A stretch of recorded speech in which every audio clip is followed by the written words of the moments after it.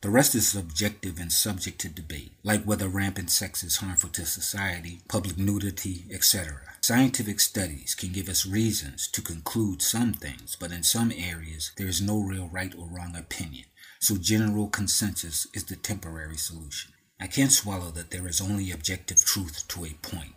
This would mean only some truth is objective, meaning some truths are subjective.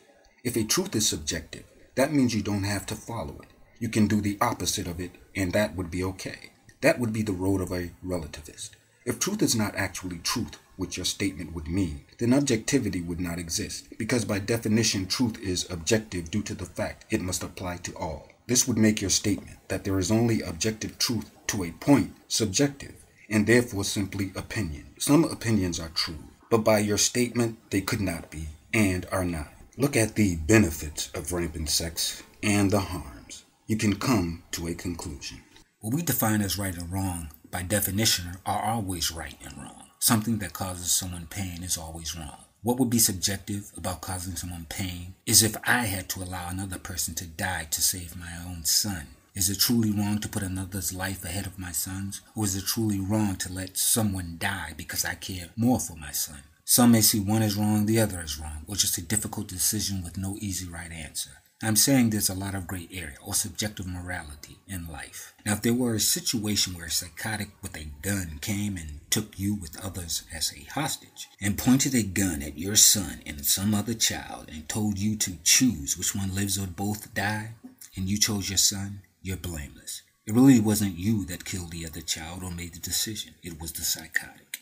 If there were a car accident and your child and another were about to burn up and you could only save one, saving your child is not the wrong thing to do. Whether your child or the other, you saved a life. You're getting caught up in the notion the child you saved is related to you. Forget that. It's not a factor at all. We also discussed the existence of free will. I wouldn't consider free will to actually exist. Granted, I like the illusion. However, whatever choice one makes is predicted on what one knows and feels. The knows is an aspect of experience. The feels is an aspect of biology. And whatever is affecting that biology at the moment that choice is occurring. I do grant that one must actual, I believe he meant act here, like one has free will. However, given that it is not free, marketing can work wonders on people. I believe we do have objective free will. I don't know what you mean by our biology negates objective free will.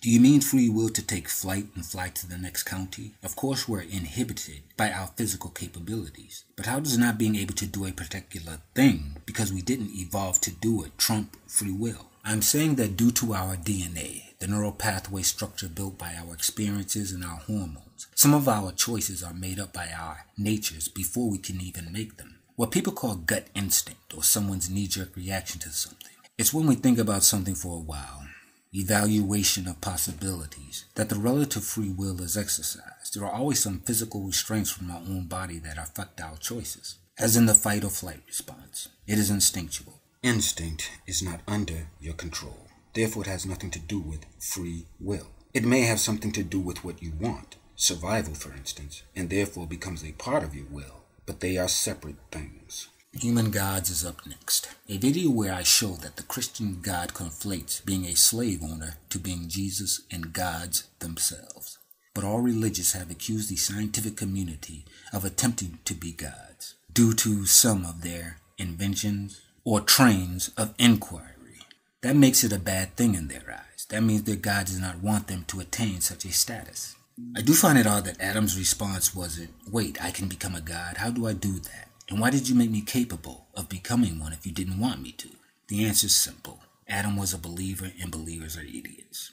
I disagree on that note. Some believers are very smart people. They just have a frustrating cognitive dissonance that prevents them from applying their rationality and intelligence to matters of religion. I think the answer to my question is simply that the story is made up by people too early and ignorant in the craft of writing and storytelling to think through the contradictions and plot holes before publishing their work. How do you differentiate past ignorance from modern ignorance and call it dissonance? A fool's a fool in my book.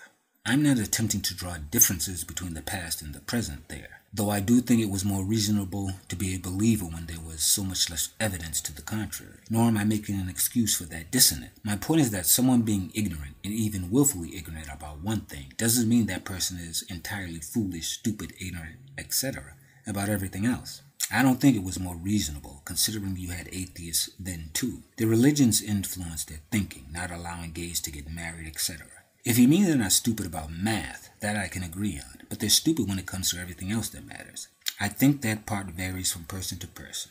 Some are just ignorant in that they haven't been shown an alternative yet, and when they do, their minds open up to see things a new way. Some are influenced to do negative things like mistreat homosexuals when they otherwise wouldn't, but others are already homophobic because of insecurities and ignorance religion had nothing to do with, and they just use their religion to justify it. I'm uncomfortable with labeling them all the same way. That's their problem, allowing others to show them alternatives. They should think for themselves. I disagree with the term homophobic. I don't think such a thing exists. I believe the abhorrence of homosexuality is an evolutionary defense to continue the species. Homophobia is just a made-up term of reverse psychology. To those watching this video, remember, I said I believe here.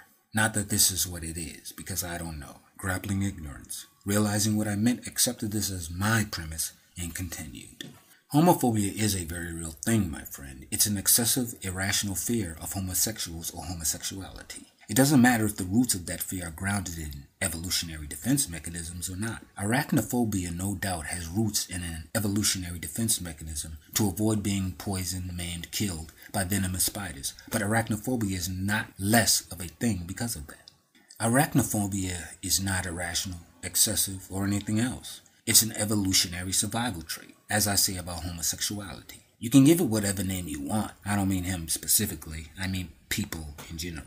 I just call it what it is. This answer is referring to saying, although homophobia is a survival technique, it is irrational, but that arachnophobia is not, although it's the same thing. We should be able to eliminate the homophobia because it is no longer required in this late age. Although earlier in man's existence, it may have been required due to so few humans in existence. Then we should also be working as earnestly to eliminate arachnophobia. This is what I mean by a survival technique is a survival technique. One is no less precious than another, nor more deserving of elimination, just because that technique is needed less or no longer. It's not irrational. It's what we needed. Evolution is all about change.